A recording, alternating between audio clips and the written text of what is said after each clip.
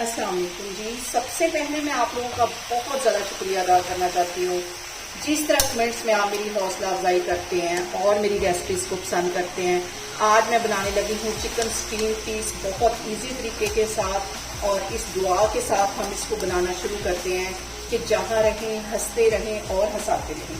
तो चलिए जिसे मिलके बनाते हैं। यहाँ पे देखें जी, चिकन स्टीम पीस बनाने के लिए 1 पाव के जितना मैं दही एक बाउल में ले लूँगी।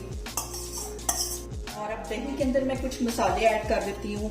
1 टीस्पून भर के इसमें मैं नमक का डाल दूंगी।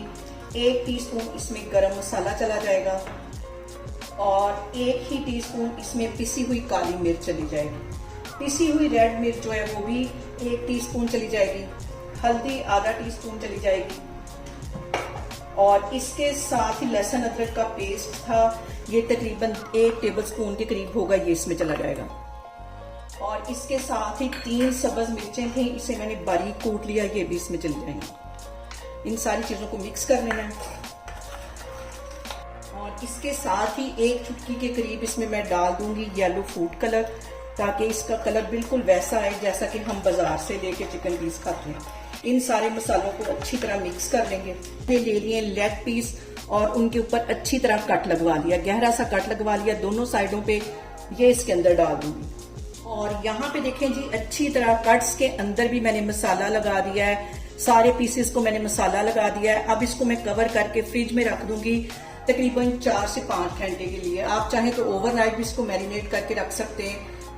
यहाँ पे देखें जी, चिकन को मैरिनेट करके रखे हुए मुझे तकरीबन 5 से 6 घंटे हो गए हैं। ऑयल मैंने गर्म होने के लिए रख दिया है। अब हम इसको करते हैं फ्राई।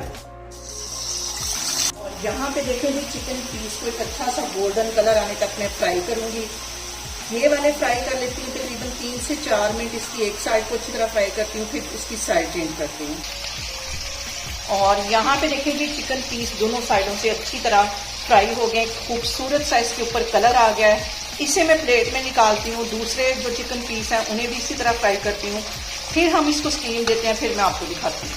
यहाँ पे देखें जी, एक कढ़ाई के अंदर मैंने रख लिया है एक स्टैंड जाली वाला, और इसके अंदर 2 गिलास के जितना मैं पानी डाल दूंगी, ताकि इससे हमारी जो चिकन स्टीम पीस है वो तैयार हो सके। और यहाँ पे स्टैंड के ऊपर मैं बिछा दूंगी बटर पेपर, और इसके ऊपर मैं रख दूंगी चिकन पीस जो कि मैंने अभी फ्राई करके रखे थे। ये सारे इसके ऊपर सेट कर देने अच्छी तरह। यहाँ पे देखें जी, चिकन पीस के ऊपर मैं हल्के से ये तिल छिड़का दूँ। बिल्कुल ये वैसे बनेंगे जैसे कि हम शादियों में चिकन स्टीम पीस खाते हैं। और ऊपर से मैं एक और बटर पेपर दे देती हूँ। और यहाँ पे 2 बटर पेपर इसके ऊपर मैं रख दूंगी, ताकि इसकी जो स्टीम है वो बाहर ना निकले।